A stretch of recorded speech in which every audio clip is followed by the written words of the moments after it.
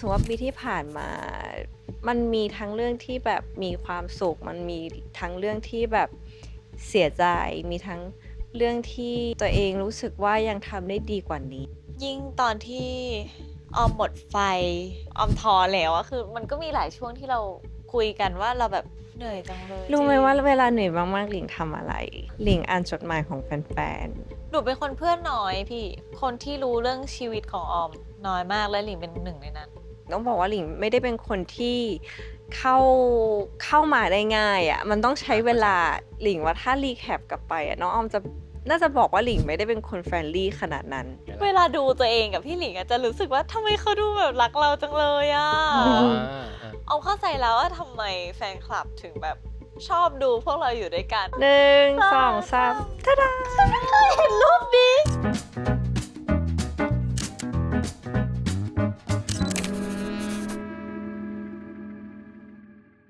สวัสดีครับผมโจปาดานใจบิดตรงครับนี่คือ Dear Myself สวัสดีตัวฉันครับ Deep Talk อบอุ่นหัวใจที่ชวนผู้คนหลากหลายมาเล่าเรื่องราวในชีวิตผ่านรูปถ่ายแขกรับเชิญในวันนี้ลิงออ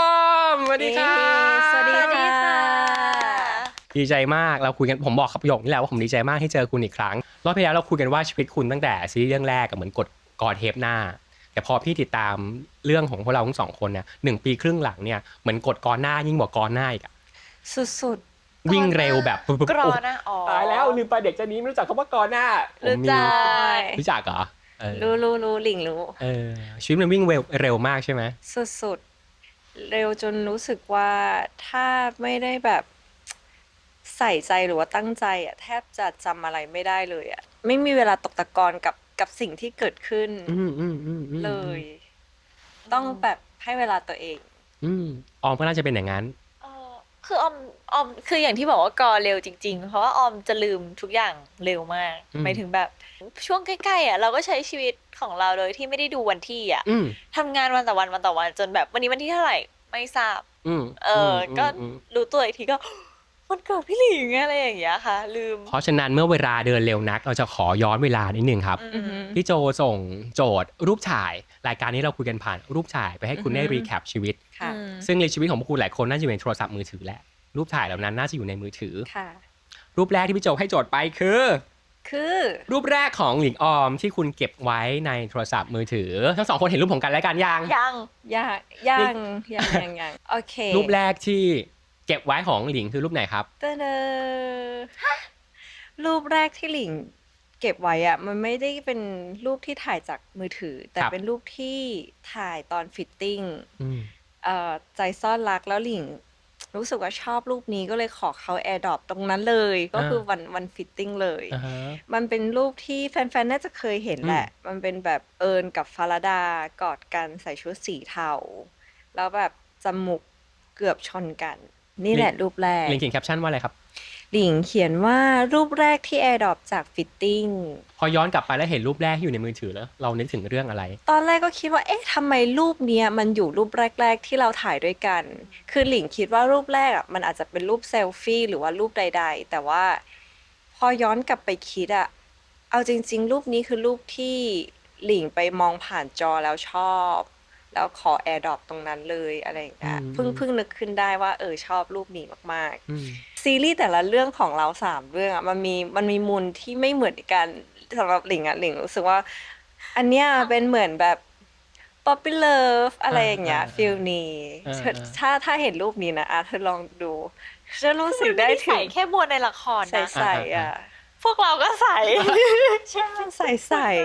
ได้ป่ะพวกเราเคยย้อนกลับไปดูรูปช่วงที่เราทำงานแรกๆอ่ะเรารู้สึกแบบตาเราใสมากอ่ะเหมือนว่ายังพักผ่อนเพียงพออยู่เราเคยคุยกันเรื่องนี้ใช่ตอนนี้บรรยากาศเหมือนเป็นคนนอกโดยสมบูรณ์แล้วตอนเนี้ยเป็นคุณคุยกัน2คนแล้วเหมือนผมเป็นคนนอกโดยสมบูรณ์แล้วหมายถึงว่าเราเคยแชร์เวลาเราก็ไม่ค่อยได้นั่งคุยกันเหมือนกันพี่ต้องแบบบางทีแบบได้แบบมีรายการลิฟท็อปบ่อยๆก็ดีนะเหมือนแบบเราได้คุยกันด้วยอ่ะแล้วคุณเห็นอะไรในรูปนั้นบ้างนั่นมันแค่2024เองนะเอาจริงก็ไม่ได้นานมากนะไม่ได้นานมากแต่จริงๆรูปแรกๆที่เราเคยถ่ายอ่ะที่เคยมีน่าจะตอนที่เราเรียน acting แหละแต่ว่า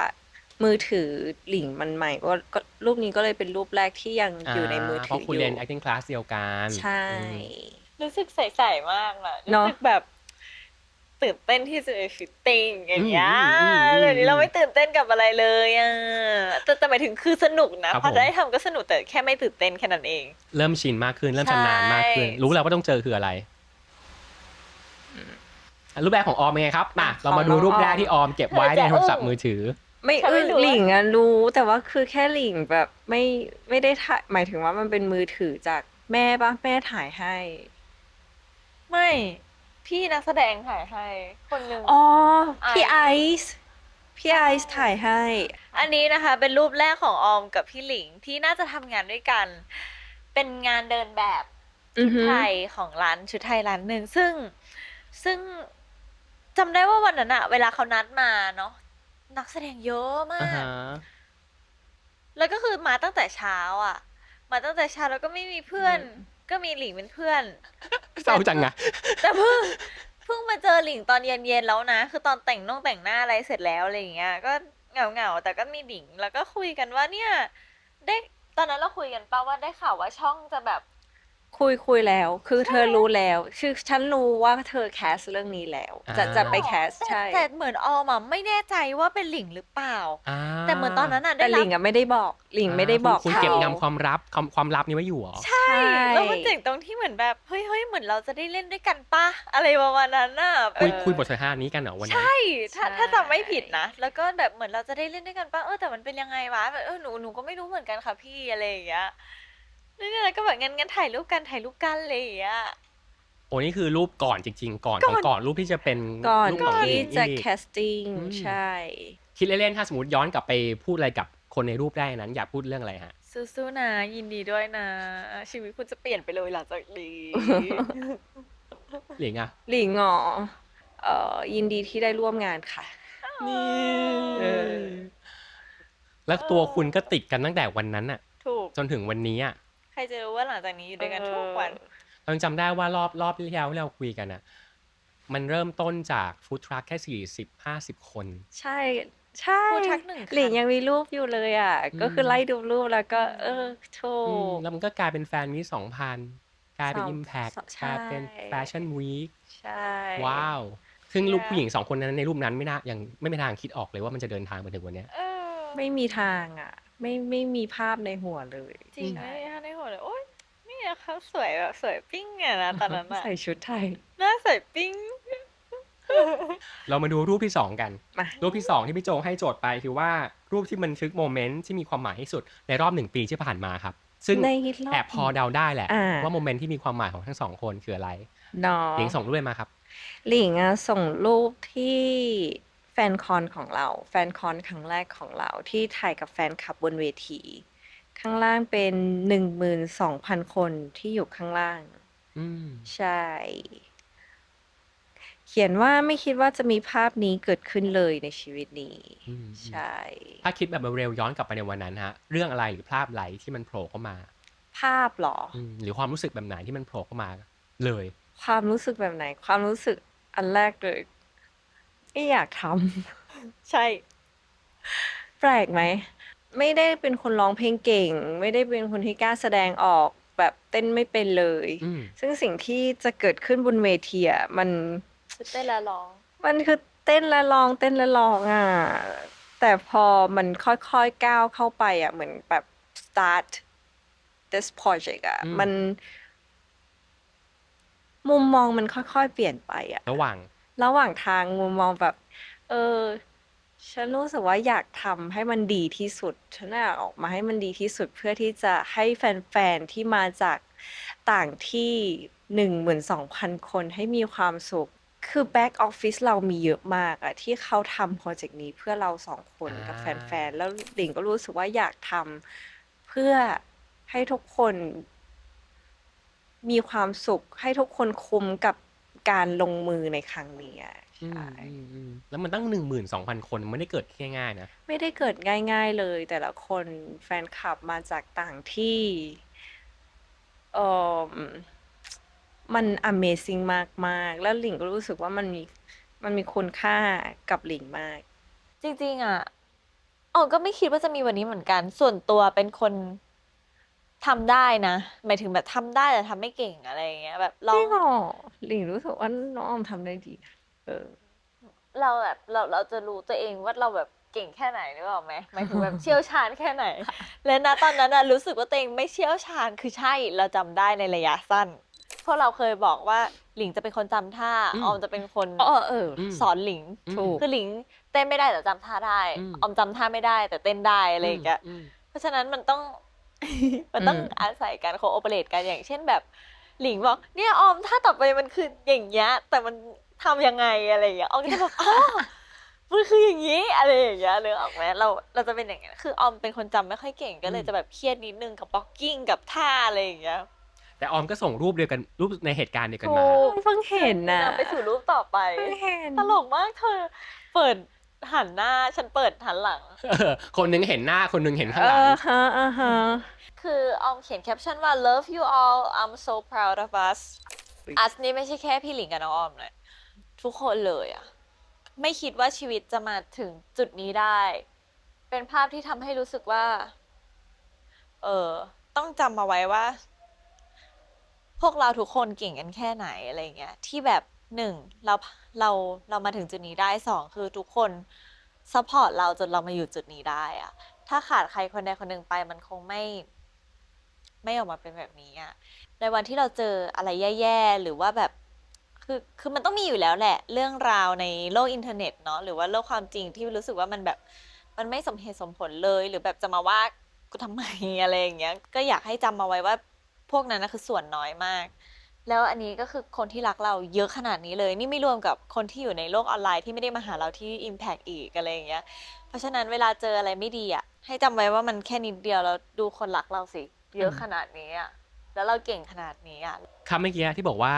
อย่าลืมนะว่าเราเก่งขนาดเนี้ย1 ปีครึ่งที่แล้วอ่ะออมพูดกับพี่ว่าออมแทบไม่เคยชมตัวเองเลยคุณ ฮะ จำได้ไหม จริงปะ คุณไม่ค่อยชมตัวเองแบบเสียงดังๆอ่ะ ก็จริงนะ เฮ้ยจะแต่ว่าเนี่ยรูปความคิดเมื่อกี้มันเพิ่งมาตอนเมื่อคืนที่หนูหารูปนี้เองนะ ว่าแบบทำไมหนูถึงเลือกรูปนี้แล้วหนูก็แบบเหมือนเตรียมคำตอบมาว่าแบบเฮ้ยที่เลือกรูปเนี้ยเพราะรู้สึกว่าอย่าลืมนะว่าเราเก่งขนาดนี้อะไรอย่างเงี้ยเฮ้ยดีเหมือนกันนะเพิ่งรู้ตัวเหมือนกันดีใจด้วยครับ เย้ แต่การเดินทางของคุณยังไม่จบเท่านี้ เพราะว่าในปีนี้แน่นอนเหตุผลที่หลิงกับออมมาหาพี่ในวันนี้ครับนั่นคือการเดินทางของซีรีส์เรื่องที่ ใช่ 3 ชื่อว่า วาดฝันวันวิวาห์ In Love Forever คุณเติบโตมากขึ้นแค่ไหนกับการเดินทางเรื่องที่ 3 แล้วอะ เราได้ทำงานกับป้าแจ๋ว ซึ่งป้าแจ๋วเป็นคนที่มีวิชาเยอะมาก อืม เออ ก็รู้สึกว่า ได้ขโมยวิชาป้าแจ๋วมาใช้บ้าง อืม ก็เติบโต มาอีกจิตนึง ใช่ เป็นบทที่หลิงว่าหลิงเองก็ไม่เคยรับมาเหมือนกัน แล้วก็ตัวละครก็ให้มุมมอง หลิงที่ต่างจากหลิงเหมือนกันค่ะอ่าฮะ อืม ตัวละครทำให้หลิงได้มองอีกโลกหนึ่ง อืม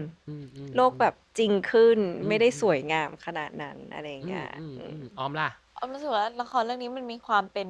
มนุษย์เยอะที่สุดในบรรดา3 เรื่องที่หนูเล่นกับพี่หลิงมา หมายถึงแบบมนุษย์เยอะในที่นี้แปลว่าอะไร มันจะมีความแบบรักโลภโกรธหลงเยอะอะไรอย่างเงี้ยเหมือนแบบ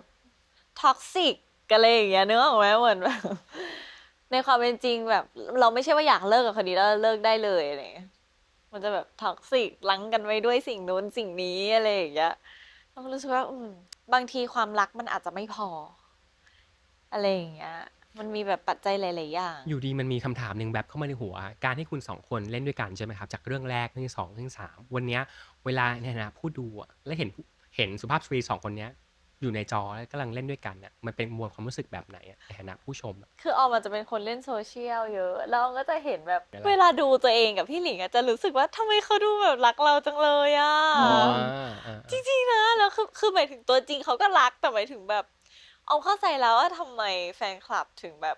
ชอบดูพวกเราอยู่ด้วยกันนะแบบเขาเป็นคนเทคแคร์มากเลยอะพี่โจแบบ บางทีเราไม่เห็นอะแล้วเราเพิ่งมาเห็นอีกทีในคลิปว่าแบบเอ้ยเราล้มแล้วเขากอดไว้หรือว่าแบบเราเรากำลังจะหล่นแล้วเขาอันนี้ไว้อะไรอย่างเงี้ยมันจะมีอะไรอย่างเงี้ยแบบ เขาก็ไม่เคยมาพูดให้ออมฟังนะ หลิงที่เราสัมภาษณ์จากการคุยครั้งแรกคือหลิงคนละเอียดละเอียด ใช่ หรอ ส่วนหนูไม่ ฮะหลิงรู้สึกว่าเรื่องเนี้ยเรื่องที่สามอ่ะเพราะว่ามันเป็นเรื่องที่เกี่ยวกับการแต่งงานแล้วคือชีวิตหลังแต่งงานอ่ะหลิงว่ามันเป็นไทมิ่งที่เหมาะมากที่เราจะเล่นเรื่องนี้ ถ้าเรื่องนี้อะเป็นเรื่องแรกของเราอ่ะ เราอาจจะยังไม่ได้มีความรู้สึกนี้ ครับ มันยังอาจจะยังไม่ได้สมจริงได้เท่าตอนเนี้ยแต่พอระยะ2 ปีที่เราได้ทำงานด้วยกันเราได้แบบ ใช้ชีวิต ใช้ชีวิตอะไรอย่างเงี้ย มันอยู่เรื่องที่3พอดี ใช่ กับเราเองอ่ะ ก็น่าจะมีแอบเอาความใกล้ชิดความสนิทของเรามาเล่นด้วย มันก็เลยทำให้เรื่องนี้มันตบเข้าได้แบบ perfect perfect ใช่ นี่คือการโฆษณาอันหนักหน่วงโดยที่เหมือนไม่โฆษณาแต่ทำให้ผมอยากดูมากๆเลย โอ้ยอุตส่าห์แอบแล้วนะ ออนแอร์วันไหนนะ วันที่19มิถุนายน ครับ ซึ่งตอนที่ EP นี้ออนไปฮะซีรีส์นี้ก็ออนไปเรียบร้อยแล้วแหละคนก็จะเริ่มเห็นประมาณแล้วว่าวาดฝันมันวิวาเป็นยังไง แต่ว่าเราอะอยากดูตั้งแต่ตอนที่มีรูปแรกมันออกมาแล้วล่ะเห็นด้วยเหมือนกันว่ามันถูกวางในตำแหน่งที่เหมาะสมของการที่คุณใช้ชีวิตมาประมาณนึงละรู้จักกันประมาณนึงละจนกลายเป็นซีรีส์เรื่องนี้ อือหือ ผมรอดูเลยนะ อย่างเงี้ยแล้วยิ่งได้เล่นกับพี่กิ๊กด้วยอ่ะเขาเป็นคนที่เล่นสุดที่สุดตั้งแต่ออมเกิดมาแล้วเจอนักแสดงเลยอ่ะ เข้าใจ สนุกมากอะ อืม ปวดคอเลยอ่ะ เล่นกับพี่กิ๊กอ่ะ หน้าเนื้อตามาหมดเลยใช่ไหม จริง กล้ามเนื้อตา แต่ ทำงาน สนุก มาก ที่สุดแล้วก็แบบกล้ามเนื้อตา ใช่ไหม ก้าวเนื้อตาถูกใช่ กล้ามเนื้อคอด้วยนะคะ คือมันมีอยู่ฉากหนึ่งที่ทำให้ปวดคอก็ไปดูกันเองละกันนะว่าฉากไหนแต่แบบสนุกจริง ท่านผู้ชมไปรอดูกล้ามเนื้อตา ๆกล้ามเนื้อตากล้ามเนื้อ ของ คอ ทุกคน แต่รูปต่อไป ลองดูนะคะ ที่อยากชวนคุยมากแล้ว แอบคิดเองว่าเป็นรูปที่เหมาะสมกับช่วงเนี้ยของหลิงออมมากๆครับ ก็คือว่ารูปที่สะท้อนถึงเซฟโซนใครหรืออะไรคือเซฟโซนของหลิงกวางฮะ 1 2 3พิวรูปนี้เป็นรูปที่หลิงไปรับปริญญาน้องออมค่ะ อืม ซึ่งจำได้ว่าวันนั้นน่ะ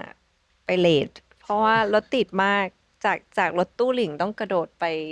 มอไซค์อ่ะ ต้องมอไซค์เท่านั้นเลยอ่ะไทยแลนด์เวลารับปริญญา เข้าใจได้มันเป็นบิ๊กอีเวนต์ด้วยอ่ะของการรับปริญญา มันเป็น big event ใช่ ซึ่งแบบหลิงก็เพิ่งเคยสัมผัสเหมือนกัน แล้วหลิงรู้สึกว่า เราเองเรามีความรู้สึกว่าเราอยากอยู่จุดนั้นที่แบบ congrats เขาอ่ะอยากเห็นโมเมนต์ที่เขาแบบว่าเป็นอีกสเต็ปหนึ่ง สำเร็จ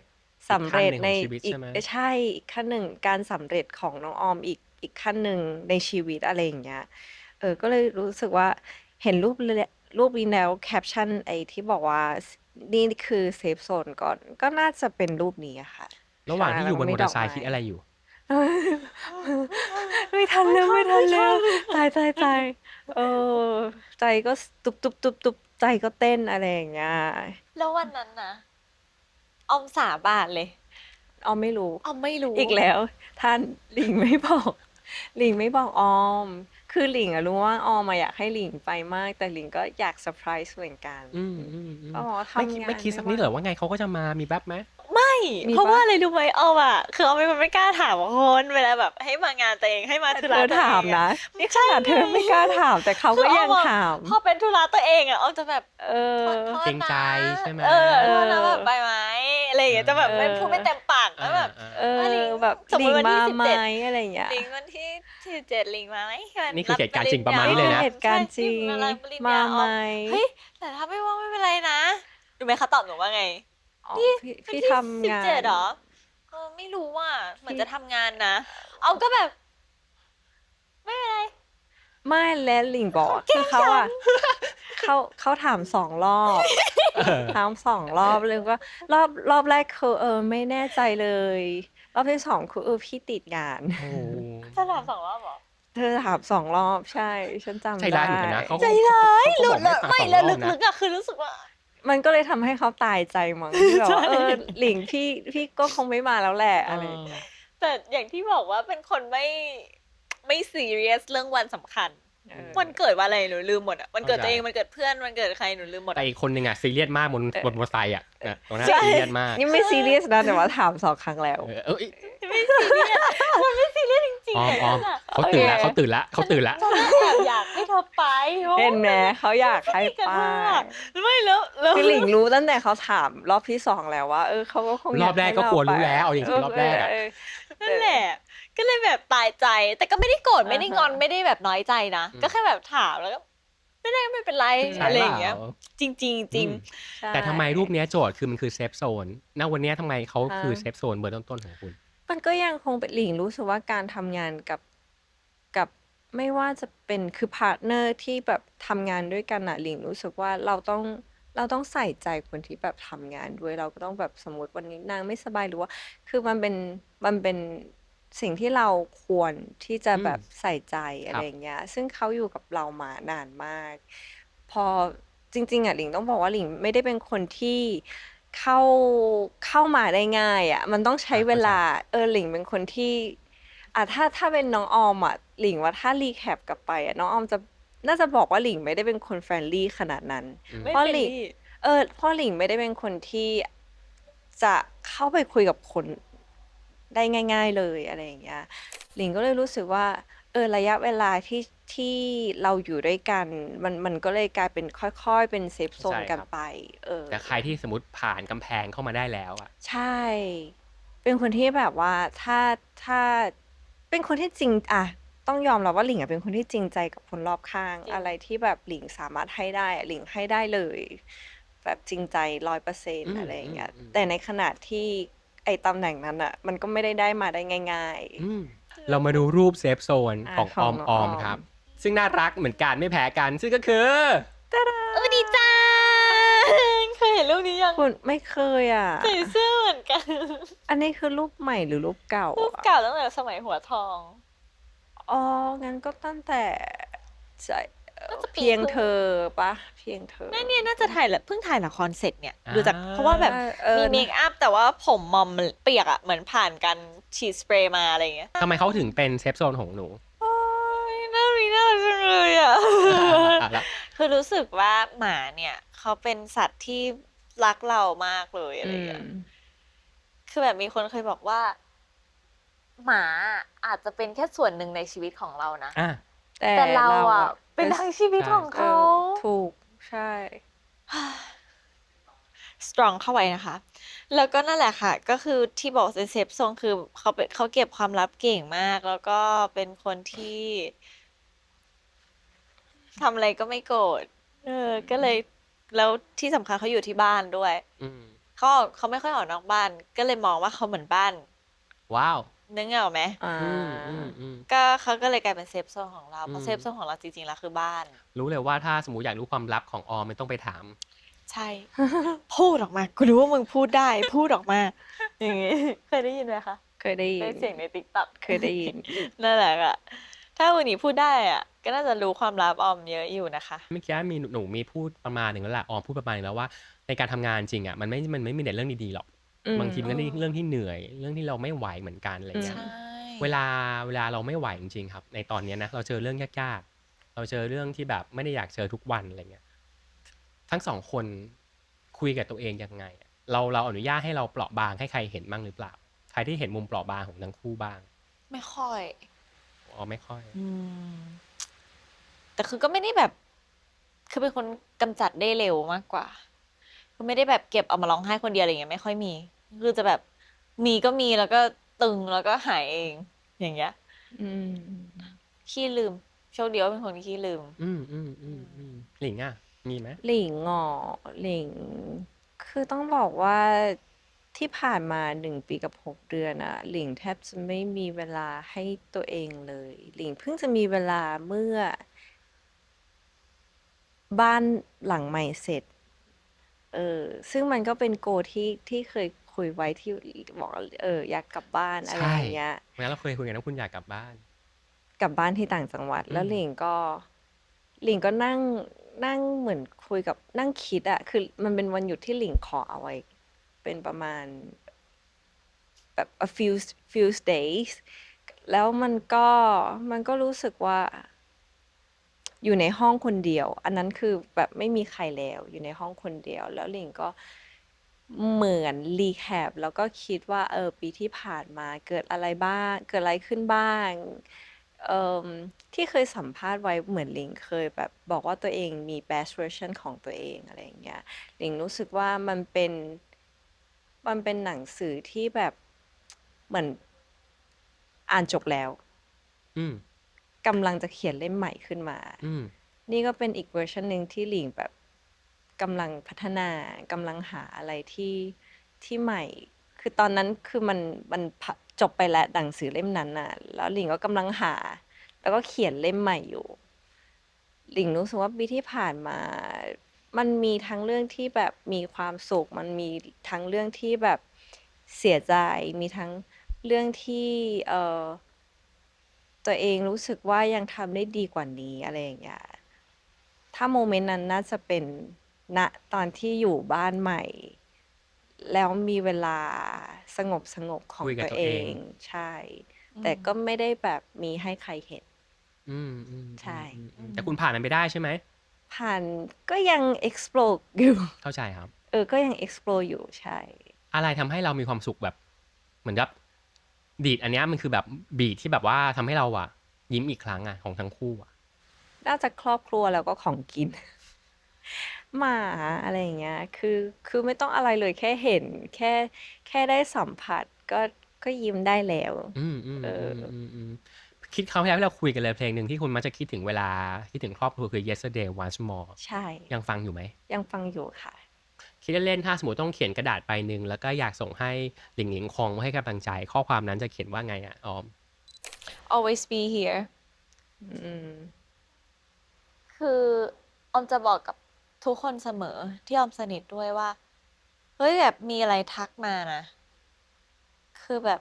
เราคอกันได้เสมอเลยเราคอกันได้เป็นชั่วโมงเลยคือออมเป็นคนชอบคุยเสร็จปุ๊บไม่ต้องห่วงว่าความลับจะหลุดนะอันนี้พูดจริงนะหมายถึงแบบครับเราตั้งใจฟังเราอาจจะไม่ใช่คนที่สามารถช่วยแก้ปัญหาได้แต่ว่าเรารู้ตัวว่าเราเป็นผู้ฟังที่ดีนะอืมอืม อืม หรืออยากได้แนวคิดอะไรไหมอะไรอย่างเงี้ยอืมแบบเราอืมเราจะช่วยคิดให้นะตอนนั้นเลย อืม เราจะเป็นแบบเหมือนโหมด stand by โหมดอะรู้สึกมีอะไรอยากคุยกับหลิงหลิงคองเยอะมากๆเลยอะเฮ้ย จริงว่าจริงเหมือนเขามีอะไรไดอารี่ในใจเยอะเหมือนกันอ๋อหนูเป็นคนชอบหนูเป็นคนเพื่อนน้อยพี่หมายถึงแบบคนที่รู้เรื่องชีวิตของออมน้อยมากและหลิงเป็นหนึ่งในนั้นหลิงรู้เยอะมากมันเจออะไรกันมาด้วยกันเยอะแหละจริงเจอ คือแบบอะไรเยอะ2 ปีที่อยู่ด้วยกันมันเจออะไร เยอะ เยอะ มากนะหมายถึงแบบเราคุยลึกบ้างไม่ลึกบ้างแต่ว่ารู้สึก รู้สึกรู้สึกเธอรู้เยอะมากเรื่องในชีวิตฉันก็มีอยู่แค่เนี้ยปัญหามีอยู่ไม่กี่อย่างมาเรามารูปต่อไปกัน มา หลิงโอเคไหมรูปต่อไป โอเค คือรูปที่ผมเชื่อว่า เปิดเมื่อกี้ฉันแอบเปิดแล้ว หลาย จะแบบ คนรอคอยฮะเพราะว่ามันคือรูปเดี่ยวของอีกฝ่าย อ๋อ ที่คุณถ่ายไว้ และคุณ โอเค ชอบรูปเนี้ยมากที่สุด หนึ่งสองสามทะดา เห็นรูปนี้ อันนี้ไม่เป็นรูปที่ไม่เคยเปิดเผยมาก่อน มันเป็นรูปที่วันเกิดปีที่แล้วของน้องออมหนิงเตรียมของขวัญวันเกิด ซึ่งเป็นนกตัวหนึ่งให้น้องออม รูปนี้ก็คือเป็นรอยยิ้มที่สดใสของน้องออม แล้วก็กอดกล่องนี้เขาเรียกว่าตู้อบของอาบู เขาชื่ออาบู แล้วหลิงก็รู้สึกว่ามันเป็นความสุขที่เขาแบบออกมาจากใจ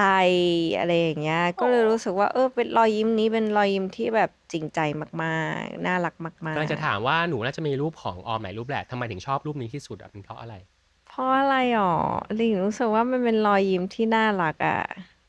แล้วมันเป็นรูปที่ออมเองก็ไม่เคยเห็นเหมือนกัน เออ ถ่ายตอนไหนฉันยังไม่รู้เลยอะ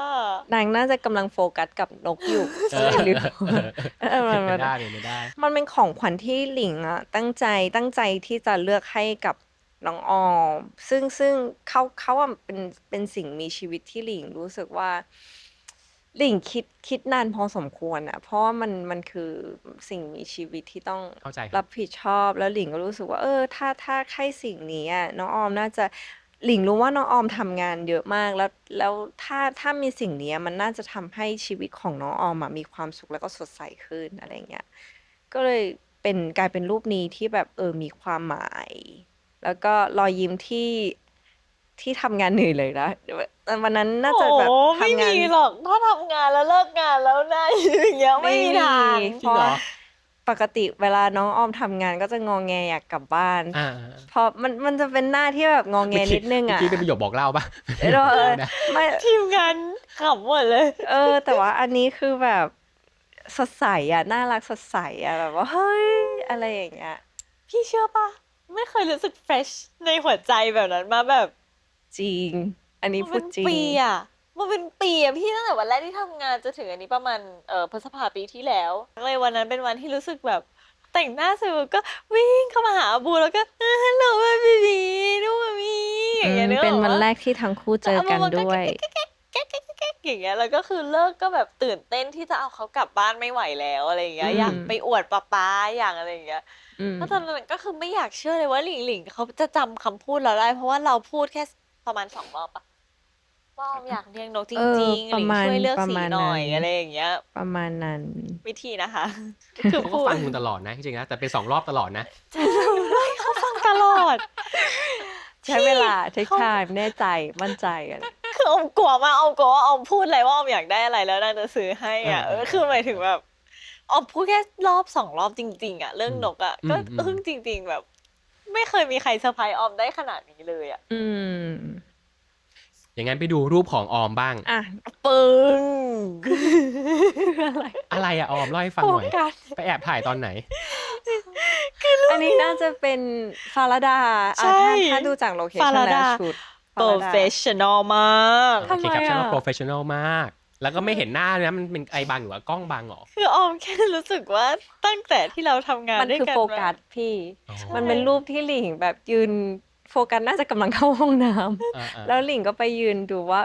ภาพออกมามันเป็นยังไง ใช่ โดยที่ไม่รู้ว่า คือถ้าเดินไปมอนิเตอร์มันจะไกลกว่านี้อีกนิดนึง อ่า แต่ถ้าดูตรงเนี้ยมันดูได้เลยไงพี่ อ่า ออมก็เห็นเขาว่าชอบตั้งใจดูแบบนี้มากเลยอะ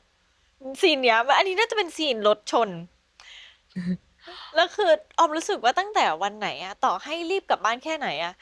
หลิงเขาจะแบบมาเช็คเทปตลอด ว้าว ใช่ ใช่ ออมรู้สึกเขาเป็นคนตั้งใจทำงานมากคือเห็นรูปนี้แล้วแบบอ๋อออมถ่ายไว้ เออ เพราะว่าออมรู้สึกเขาตั้งใจทำงาน มันคือซีนสุดท้ายแหละ มันคือซีน ใช่ สุดท้ายที่อยู่หน้าโรงพยาบาล ถ้าเป็นหนูซีนสุดท้ายเนี่ย จะรีบละ ไม่ดูแล้วมอนิเตอร์ เดี๋ยว จะกลับบ้าน อยากกลับบ้านอยากกลับบ้าน แต่เนี่ยเขายังนั่งดูมอนิเตอร์หนูก็เลย อ๋อ อยากดูมอนิเตอร์ จำ ถ่าย ได้ นั่งหน่อยเลย อืม เป็นคนตั้งใจ จำได้ ทำ ละ งานมาก แล้วตอนนั้นพี่หลิงก็ยังแบบตัวฟี่อยู่เลยอะน่ารักดีอะไรอย่างเงี้ยก็เลยแอบถ่ายมา รูปต่อไปเป็นรูปที่อยากจะชวนคุยเช่นกัน ฮ่าฮ่า อ่ะ ไม่มีครับ ไม่มี อ๋อ เพราะว่าโจทย์ ไม่ ของ มี พี่โจ แล้วหนูตะ คือว่า โกนทำไม ถ้าสมมติว่าสมมุตินะ สมมุติ รูปหลิงออมอะมันหายไปทุกรูปครับ อือฮึ แต่มีรูปเดียวที่คุณจะกู้คืนมาได้ อืม แต่ละคนน่ะอยากกู้คืนรูปไหน อือฮึ หลิงอยากกู้คืนรูป คำตอบมันอยู่ที่ เคยปรากฏมาแล้ว มันคือรูปที่เราทั้งสองคนยืนอยู่บน Impact กับแฟนๆ12,000 คนค่ะ ก็คือรูปที่2ที่ส่งอันนั้น ใช่ ก็คือรูปนั้นไม่ว่าถ้ามันสามารถกู้คืนได้แค่รูปเดียว หลิงอยากกู้คืนรูปนั้น เพราะว่าหลิงรู้สึกว่ามันเป็นรูปที่มีค่ามากสำหรับหลิงเอิ่มต้องบอกว่าโอกาสอย่างเงี้ยคือไม่มีใครที่แบบสามารถอยู่ดีๆก็ทำได้ ซึ่งหลิงมันไม่ได้เกิดที่ไทยด้วยซ้ำอะ ครับ แต่มีโอกาสมายืนอยู่ที่ Impact ได้มาร้องได้มาเต้นได้มาสร้างความสุขให้คนดู ใช่ ที่แบบมามันเป็นที่นัดหมายของหลายสัญชาติเหรอเขาเรียกว่าแฟนๆ international ก็มาอะไรอย่างเงี้ยหลิงรู้สึกว่ามันเป็นภาพที่เกิดขึ้น 0.001%น่ะถ้าสำหรับหลิงนะเป็นภาพที่หลิงไม่เคยคิด ไม่เคยฝันจะทำแบบได้ขึ้นมาเลย มันก็เลยเป็นภาพที่แบบว่าหลิงเคยบอกบนเวทีว่าแบบอยากหยุดเวลานี้ไว้อะนั่นหมายความว่าหลิงอยากหยุดมันจริง ๆ เพราะว่ามันเป็นภาพที่แบบหลิงว่าชีวิตนี้มันเกิดขึ้นได้ครั้งหนึ่ง โดยที่เราไม่ได้เป็นนักร้องด้วยนะ ครับ มันยากมากเราไม่ได้เป็นนักร้องนะก็เลยเลือกรูปนี้ค่ะเวลาที่เหนื่อยมากๆอ่ะอย่าลืมเอารูปพวกนี้มาดูนะหลิงรู้ไหมว่าเวลาเหนื่อยมากๆหลิงทำอะไรครับอ่านจดหมายปะหลิงอ่านจดหมายของแฟนๆทุกครั้งเลยไม่ว่าแฟนๆจะเขียนอะไรอ่ะมันเป็นกำลังมันมีแรงที่จะออกมาทำงานอีกอ่ะอาจจะเป็นคำอวยพรอาจจะเป็นคำที่ซัพพอร์ตบอกว่าหลิงแบบเป็นรอยยิ้มให้เขาหรือว่าเป็นประสบการณ์ส่วนตัวของเขาที่เล่าผ่านเราว่าสมมติเขาเป็นโรคซึมเศร้าคือส่วนมากที่เขียนมาก็จะเป็นโรคซึมเศร้าหรือว่าใช่หรือว่าแบบเป็นคนที่ไม่มั่นใจตัวเองเลยไปเรียนที่ต่างประเทศที่มีประสบการณ์คล้ายๆหลิงอ่ะหลิงรู้สึกว่าหลิงอยากยืนอยู่ตรงเนี้ยเป็นกำลังใจให้เขาว่าถ้าหลิงทำได้อ่ะทุกคนก็ทำได้แล้วหลิงก็อยากเป็นกำลังใจอยากเป็นอินสปายบางอย่างอะให้แฟนๆแล้วก็รู้สึกมันเหมือนเป็นคุณค่าของตัวเองเพิ่มขึ้นมาอีกข้อหนึ่งอ่ะดีจังเลยอ่ะมันมีคลังความสุขจากลายมือหรือจากอีเมลหรืใช่อใแค่ดง่ายๆเลยลายมือของเขาที่ตั้งใจคนจีนเขียนภาษาไทยก็มีนะๆเขาตั้งใจเขียนภาเขาษาไทยตั้งใจเรียนเพื่อที่จะมาพูดคุยกับเราใช่โอ้มันเก่งมาก ใช้คำว่าชีวิตมหัศจรรย์ของหลิงออมได้เลยนะมหัศจรรย์มาก ๆของออมขอเปิดดูนะรูปของออมคืออะไรครับ1 2 3ตึ้งครับผมอ่ะของออมส่งรูปอะไรมาครับอันนี้เป็นงานบอลในบอลช่องใช่ คือจริงๆอะเหตุผลที่เลือกรูปนี้เพราะว่าอยากเลือกรูปที่มีกิจกรรมร่วมกับแฟนๆ ถ้าเป็น Impact อันเนี้ยเราได้อยู่ด้วยกันแต่ว่าเราเป็นฝ่ายจัดใช่ปะล่ะ แต่ถ้าเนี้ยคือแฟนๆจัดให้เพื่อเรา ก็ย้อนกลับไปที่เดิมนะคะว่า พวกเขาเป็นสิ่งสำคัญที่สุด คือออมมองว่าออมจะ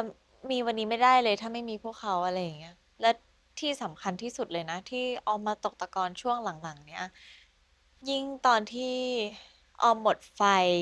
หรือว่าออมรู้สึกออมท้อแล้วอะคือมันก็มีหลายช่วงที่เราคุยกันว่าเราแบบเหนื่อยจังเลยเราตื่นมาทำไมวะอะไรอย่างเงี้ยแบบเราหมายถึงอันนี้ออมนะออมพูดกับหลิงว่าแบบไม่มี motivation อะ ไม่รู้ว่าจะทำไปเพื่ออะไรอ่ะเรานึกถึงสิ่งหนึ่งว่าก็นี่ไงคนรอดูเราอยู่ตั้งเยอะอะไรอย่างเงี้ยโอ้ยพูดเราซึ้งคือหมายถึงรู้สึกว่าคิดดูนะถ้าไม่มีพวกเขานะออมจะไม่รู้จักตัวเองเลยออมจะคำบทให้หมดเลยคือออมจะแบบคือออมจริงๆแล้วออมเป็นคนที่แบบติดสบายมากแต่แบบคือออมไม่อยากมาลุยอะไรเลยแต่ว่าสุดท้ายแล้วว่าออมลุยเพื่อพวกเขาเลยอะ ถ้าเรามีผลงานนะ ถ้าเราเก่งนะ ถ้าเราเล่นดีนะ พวกเขาจะได้เสพผลงานเหล่านี้ แล้วพวกเขาจะมีความสุข ออมอยากอยู่ตรงนี้เพื่อเป็นแสง เป็นที่พึ่งทางใจ เป็นความสุขให้พวกเขาอะนึกออกไหมออมรู้สึกอย่างนั้นจริงๆอะพวกเขาคือ motivation ของออมนอกจากหมายถึงนอกจากครอบครัวแล้วคนที่เรารักอะไรอย่างเงี้ยเอ้ยเราอยากทำงานเพื่อแฟนๆว่ะอย่างเงี้ยอันนี้คือความรู้สึกแบบจากใจจริงเมื่อกี้ที่หนูพูดว่าพูดแล้วซึ้งอ่ะคอมเมนต์ข้างใต้ที่เรากำลังดูอยู่เนี่ยมีคนร้องไห้เต็มแล้วโอ้จริงเหรอใน YouTube แบบผมรู้เลยเนาะคือมันแบบมันซึ้งจริงๆคือแบบลืมตาตื่นมาเพื่อทำงานเพื่อพวกเขาอะมันพวกเขาคือ motivation ออมพูดอย่างนี้เสมอซึ่งถ้าไม่ใช่คนที่รับแรงกระเพื่อมแบบนั้นคงจะไม่รู้สึกขนาดนี้หรอกแต่คุณรับมันโอเคในว่าจะอยู่ที่ประเทศไทยอยู่ที่ต่างประเทศใช่ บางทีวันที่มีความหมายสุดอาจจะเป็นวันที่เราเหนื่อยและเจอพวกเขาก็ได้นะใช่ตัวอย่างที่เห็นได้ชัดๆเลยคือเนี่ยเป็นคนโฮมซิกแล้วเวลาบินไปแฟนมีตอะคือหนูชอบร้องไห้เวลาบินไปต่างประเทศหมายถึงแบบร้องคนเดียวนะแบบไม่ได้คือร้องไห้โดยที่ไม่มีเหตุปัจจัยอะไรเลยก็แค่แบบร้องไห้อยากนอนที่บ้านครับคือมันจะซึมแค่วันแรกคือมันบินไปสมมติบินไป3 วันใช่ป่ะวันแรกหนูจะซึมวันที่2เนี่ยจะตื่นเต้นแล้วเริ่มงานแล้วเว้ยอย่างเงี้ยแล้ววันที่3ก็จะดีใจที่ได้กลับบ้านเพราะฉะนั้นแบบออมรู้เลยว่าถ้าไม่มีพวกเขาอะซึมแน่เลยอะนึกออกไหมแต่คอมเมนต์ของพวกคุณมันมหาศาลแหละเชื่อไหมว่าเราเฉพาะรายการ Dear Myself เนี่ยเปิดมาประมาณ10 เดือนละ ชื่อหลิงออมที่เข้ามาในอินบ็อกซ์ไอจีผมอะมีทุกอาทิตย์อะว่าเมื่อไหร่จะได้คุยกับหลิงออมอีกเมื่อไหร่จะคุยกับหลิงออมอีกก็ดีใจมากที่วันนี้ได้คุยกันอีกครับ ดี แล้ว ใจ เรา มากเช่นกัน แล้วเราก็เดินทางถึงรูปสุดท้ายเร็วมาก รูปสุดท้าย รูปสุดท้ายคือรูปที่ ถ้าสมมติว่า 10 สะท้อนถึงสิ่งที่คุณอยากจะเป็นในอีก10 ปีข้างหน้า อันนี้ไม่มีใครถ่ายให้เลย อันนี้เป็นเซลฟี่ เซลฟี่หรอจริงไหมเนี่ย มันเป็นการใช้ชีวิตที่ไปคานส์ค่ะ ตอนนั้นไปกับ Dior Beauty ซึ่งเราจริงๆคือการทำงานค่อนข้างที่จะหนักหน่วง เพราะเรามีถ่ายหลายอย่าง อืม แล้ววันนั้นมันเลิกดึกมาก แต่หลิงก็ยังมีเวลาตื่นเช้าเพื่อที่จะไป morning run อืม เพื่อที่จะไปหลิงรู้สึกตื่นเช้ามาเปิดมาเฮ้ยอากาศดีออกไปวิ่ง ไปดูเมืองไปดูว่าเมืองนี้มีอะไรบ้าง ได้สัมผัสบรรยากาศได้เห็นผู้คน ภาพที่แบบไม่ค่อยเห็นก็มีเห็นบางคนที่แบบว่าเอา sleeping bag นอน อ่าฮะ อยู่ตรงริมหาดเลย3 คนหรือว่า ว้าว บางทีที่บางคนที่แบบว่าเพิ่งปาร์ตี้เสร็จถอดรองเท้าแต่ชุดสวยมากนะ เดินกลับบ้านอะไรอย่างเงี้ยก็มีอะไรหลายอย่างที่ให้เรา เจอนี่ ดูแล้วมันดูเพลิน อืม แล้วหลิงก็รู้สึกว่าถ้าข้างหน้า10 ปีไม่ว่าจะกี่ปีข้างหน้าหลิงก็ยังคงอยากใช้ชีวิตที่เป็นชีวิตที่แบบว่ามีเวลาให้ตัวเอง enjoy life self love stay strong stay healthy ยังมีเวลาที่รักตัวเอง ดูแลตัวเอง ใช่ มันก็เลยเกิดภาพนี้ขึ้นมา เป็นภาพที่หลิงแบบไปวิ่งแล้วก็ไปหาร้านกาแฟนั่งคนเดียว อ่าฮะ ไปซื้อกาแฟแล้วก็ซื้อครัวซองไปฝากพี่ๆทีมงาน วันหลังคุณสอนพวกเราถ่ายเซลฟี่ให้สวยแบบนี้บ้างนะ ง่ายๆ เอาครัวซองมาตั้ง พูดจริงปะเนี่ย เอาคนต่องมาตั้ง ไม่มีขาตั้งกล้อง เพราะว่าเวลาออกไปวิ่งก็คือเอาแค่มือถือ แล้วก็คีย์การ์ด อืมอืม แค่นั้นเลย อืม ง่ายๆเลย แต่เราเห็นแหละเวลาคุณไปต่างประเทศคุณจะเป็นแอบแวะไปวิ่งตลอด ใช่แอบถ้ามีเวลา เพราะว่ามันก็เป็นโอกาสที่เราหาได้ยาก อ่า ที่แบบว่า ไม่ว่าเราจะทำงานเหนื่อยแค่ไหน ถ้าเราตื่นเช้าได้ เรายังมีแรงเราก็อยากออกไปดูผู้คนดูดูอากาศดูบ้านเมืองเขาอะไรเงี้ย มันคือการบอกรักตัวเองด้วยนะ ใช่ มันเป็นการบอกรักตัวเอง เป็นช่วงที่แบบเราได้ปล่อยทุกอย่างไว้ด้วยแหละ อืมอืม ที่แบบไม่ต้องคิดอะไร สมองจะโล่งๆแค่นั้นเลย แค่สูบหายใจแล้วก็ enjoy กับวิวข้างทาง มันไม่มีใครมามองว่าเฮ้ยทำไมมาวิ่งคนเดียวอะไรอ่ะ ไม่มี เคยไปวิ่งกับเขาครั้งหนึ่งหอบแหกเลย เขาแบบเขาสงสารออมมากอะตอนนั้นแบบน้องออมพี่ขอโทษอย่างเงี้ย เพสมันไม่เท่ากัน รู้สึกขอโทษเขาที่แบบว่าพาเขามาวิ่ง แบบ ไม่ เห หร นื่ อ อก ย ดีแล้วพาเขาไปบ่อยๆครับ ใช่คือจริงๆ ก็ อะ มัน อ เหนื่ อม อย ชอบนะ แต่ออมอาจจะชอบเจอคนที่วิ่งเก่งๆเวลาพี่ๆชวนไปวิ่งอย่าง ไม่ เงี้ย เก่งไม่เก่ง ออมเจอแต่คนวิ่งแบบอย่างน้อยก็ออกกำลังกายบ่อยๆอะ เออ มักจะเจอคนที่เชี่ยวชาญมาแล้วออมก็จะคือแบบเธอฉันวิ่งไม่ จะฟีบ เป็นนะอย่างเงี้ย ค่อยๆไปค่ ค่ อยๆไป อยๆไป ค่อยๆไป ใช่ถูก อืม แบบทุกอย่างเริ่มต้นได้เสมอแค่แบบไปทำไปเดิน ทุกอย่างมีครั้งแรกเสมอ ครับผม ใช่ครับผม ส่วนครั้งที่ 2คุณจะไปวิ่งไหมอ่ะอันนี้คือภาระของคุณ ค ละ รั้งที่สองนี่อาจจะยัง เออ เราเล่นชอบ ครั้งที่ ค่ะชบ 2อะไร ชนี ไม่ควร ครั้งที่สอง ครั้งที่ ไม่ครั้งที่ 3 สามนี่ไม่ควร ครั้งที่ แล้วถ้า 4ล่ะ ครั้งที่สี่นี่ไม่ควร โอเค เห็นไหมนั่น อันนี้คือความเป็นออมที่ ครับ ซึมซับใน ซึ่ง ตัว นั่นก็ เอง ความเป็นหลิงด้วยแหละไม่อกี้เนี่ย ใช่ เรามาดูรูปของ น้องออม น้องออมบ้างว่าอีก10 ปีข้างหน้าคุณอยากเป็นเวอร์ชั่นไหนครับ เย้ อยากเรียนอีกครั้งเหรอ อยากเล่นอีกครั้งไม่ใช่ อาจจะยังครั้งที่สองนี้ไม่ควร โอเค คืออย่างนี้คือจริงๆอ่ะหลักๆคือหาลูกครอบครัว เพราะโจทย์มันคือรูปที่ อ๋อ สะท้อนชีวิตที่อยากจะเป็นอีก10 ปีข้างหน้า ใช่ ออมที่สำคัญเลยคืออยากอยู่กับครอบครัว อืม อยากแบบมีชีวิตที่แบบอบอุ่น มีครอบครัวที่อบอุ่น แล้วก็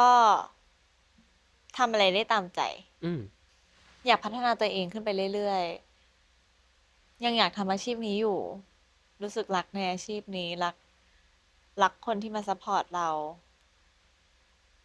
นั่นแหละค่ะ อยาก อืม อยากมีครอบครัวแล้วก็ใช้ชีวิตอย่างราบรื่นและดีและไม่เดือดร้อนใคร แต่เห็นรูปนี้แล้วไม่แปลกใจหรอกเพราะทุกครั้งที่คุยกันออมก็จะบอกว่าครอบครัวคือ BFF ของ ใช่ ของออม ครอบครัวคือ BFF ค่ะ ซึ่งทุกวันนี้ก็ยังเป็นอยู่ ซึ่งวันนี้ แล้วก็ ก็มาด้วยเสมอ ใช่ นั่งอยู่ นี่ไง มุมนู้น เจ๊ก้อยไง ใช่ นั่งอยู่ไม่ฟังนั้นอ่ะเนี่ย ไม่ก้อย เล่น ก็ โทร คือแบบ ศัพท์ไม่ มา ฟัง แบบไปด้วยตลอดเลยไม่ว่าจะไปประเทศไหนก็ตามแม่ก็จะตามน้องออมไปด้วยไปดูแลไปอยู่ด้วยกันอะไรอย่างเงี้ยน่ารักมาก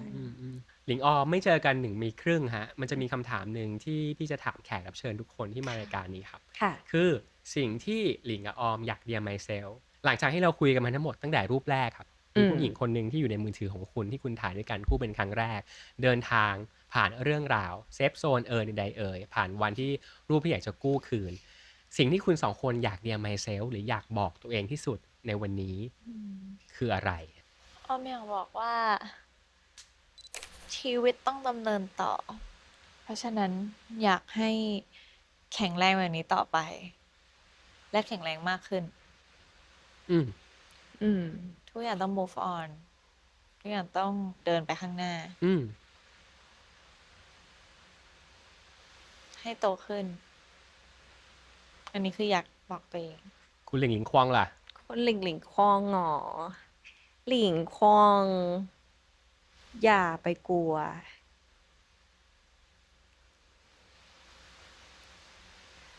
แล้วก็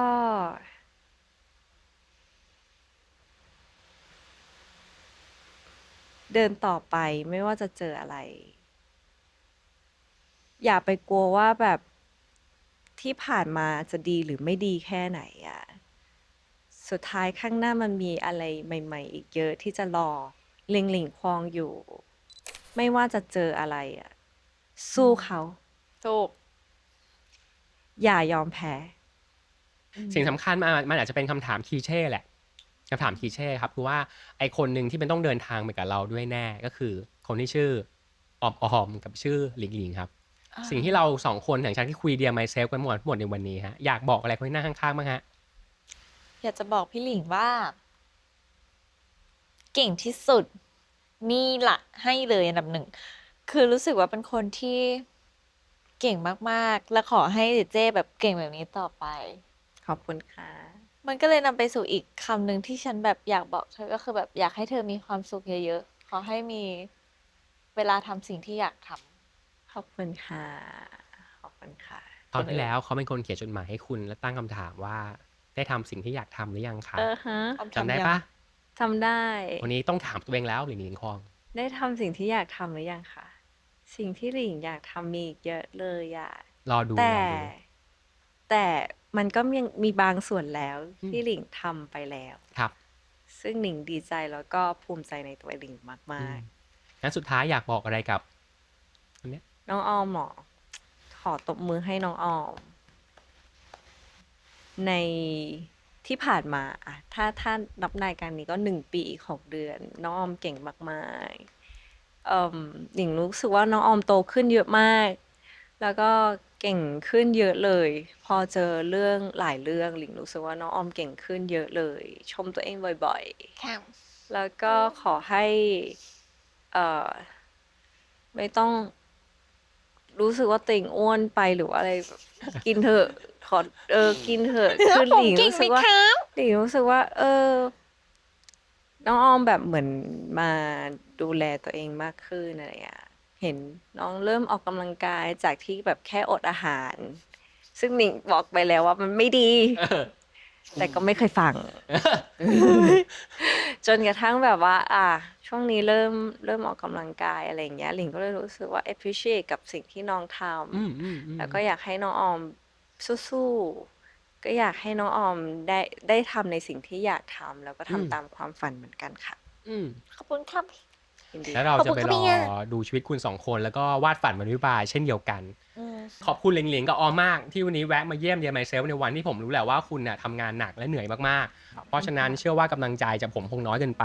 ผู้คุณอยากที่ดูอยู่ฮะอยากพูดอะไรถึงหลิงออมคอมเมนต์มาบอกกันหน่อย แล้วก็ผมเชื่อว่าคุณคอมเมนต์พวกเขาอยู่แล้วแล้วก็ดูการเดินทางของทั้ง2 คนอยู่แล้วนะครับส่งกำลังใจให้กับซีรีส์เรื่องที่3 4 5 6 7 8 9 ขอบคุณค่ะ ได้ๆครับ แล้วคุยกันใหม่นะ เดี๋ยวคุยกันใหม่ ค่ะดีใจที่ได้คุยกับพี่โจมากเป็นรายการที่ไม่รู้สึกเหนื่อยในการมาคือแบบตื่นเต้นที่จะมา ตื่นเต้นที่จะหาลูก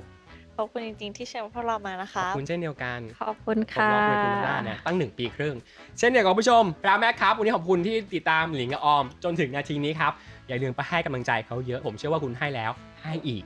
ครับแล้วก็อย่าลืมกดไลค์กดแชร์กด subscribe ช่องพรามแมกกาซีนนะครับเพื่อดูว่าเดี๋ยวไมเซลจะมีแขกเชิญคนต่อไปคนไหนมาคุยกับผมบ้างวันนี้ผมขอบคุณฟิโลโบล่านะครับที่มอบเก้าอี้ให้เราพูดคุยในวันนี้ขอบคุณไฟล์จากแลมดี้จูดขอบคุณต้นไม้ประดิษฐ์จาก Living Style วันนี้เราถ่ายทำกันที่แพรวสตูดิโอที่วันแบงคอกครับมารอดูว่าแขกเชิญคนต่อไปจะเป็นใครแต่ตอนนี้ขอให้2 คนไปพักก่อนจนกว่าจะพบกันใหม่นะหลิงและออม ขอบคุณค่ะ ขอบคุณมากครับ สวัสดีค่ะ บ๊ายบายขอบคุณครับสวัสดีครับ สวัสดีค่ะ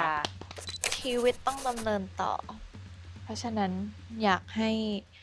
แข็งแรงแบบนี้ต่อไป อย่าไปกลัวว่าแบบที่ผ่านมาจะดีหรือไม่ดีแค่ไหนอะสุดท้ายข้างหน้ามันมีอะไรใหม่ ๆ อีกเยอะที่จะรอ